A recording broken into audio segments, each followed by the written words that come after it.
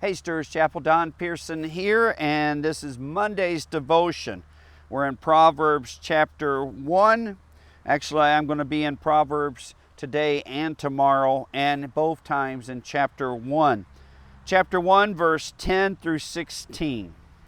And in this passage, it's very much the same theme that I have spent quite a bit of time on over the last few days.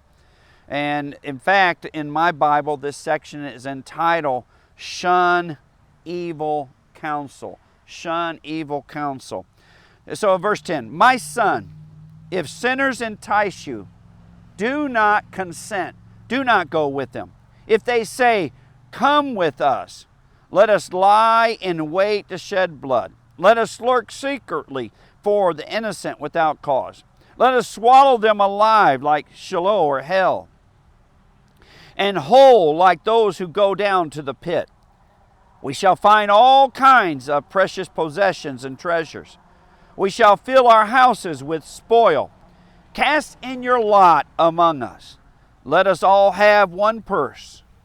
My son, do not walk in the way with them. That's verse 15. Verse 10 said the same thing. If they entice you, do not go, do not consent. Do not walk in the way with them. Keep your foot from their path, for their feet run to evil, and they make haste to shed blood.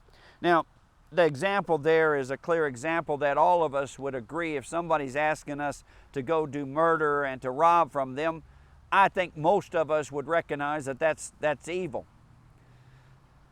But shunning wicked or evil counsel, or those who would ask us to come along, may simply be, hey, why don't you come with me? You don't need to be going to church today. Come with me. Or on a Saturday to Friday night, you come with me. Come on. We'll go party, but we'll be in church Sunday morning. Do whatever. You know, it's uncounsel. It's ungodly counsel. It's not wise. And we are to shun it. The warning is from a father to a son, from our father to us, giving us wise counsel that we are not to have anything to do with this. My cousin and I, we laugh about this now. It wasn't a wise thing. We couldn't have been very old, maybe 9 or 10 years of age. And we were making hay with my uncles, and we got thirsty. And so my uncle sent us to the house. Well, there was another house between our house, my uncle's house, and where we were.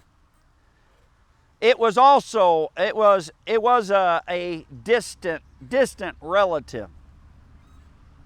So my cousin said, "Hey, let's just run over there and get what we need to drink." So we run to their home, and it was a shorter path. And so I went with him.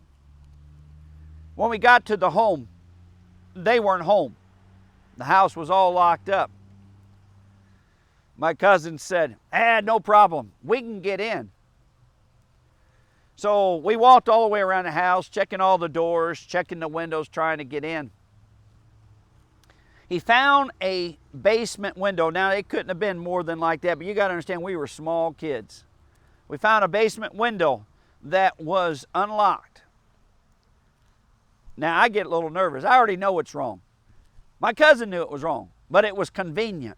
It was convenient. My cousin pushed on the window.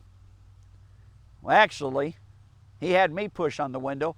When I pushed on the window, there was a wasp nest hanging up there that I didn't see, and guess what? Those red wasps got my hands, and they got my hands good.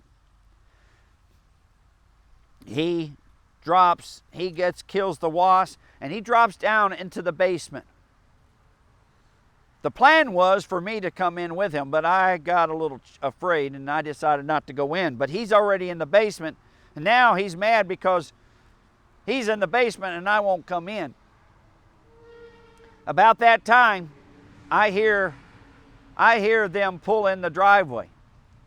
Up front, underneath the carport, I whispered to my cousin, I said, "They're home, they're home." He says, "Pull me out, pull me out." Well, I wasn't able to pull him out. He was too big for me to pull out, so he's stuck. He's stuck in the house. I'm in the back of the house. I'm terrified. I'm thinking, sooner or later they're going to come out and find us, and we're dead. We're going to go to jail for breaking in to a family's house. I'm nervous as all get out.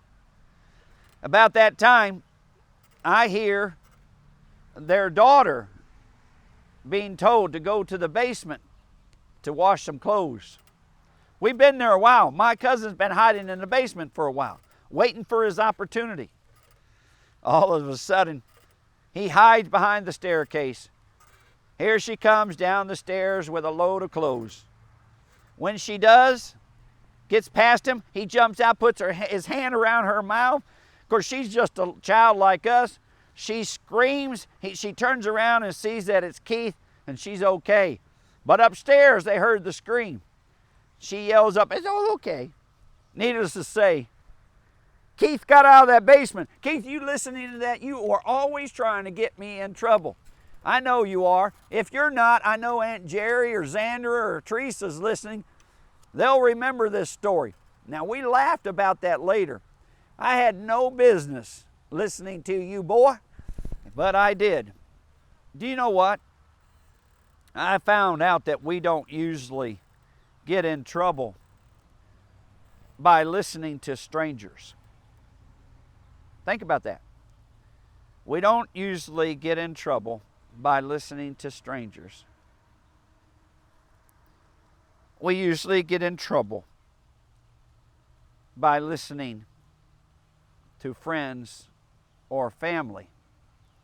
There's something in us that lets us know that what they're asking us to do just isn't right. But they're friends and family. We don't want to offend them. We don't want to appear like holier than thou. So we go along. And sometimes the end result is disastrous. I've done my share of funerals for young people who got in the car, went on a journey, knowing from the time they got in that car that they should have never got in that car or went on that journey. My son, if sinners entice you, do not consent. Do not go with them. Love you, Stuart Show.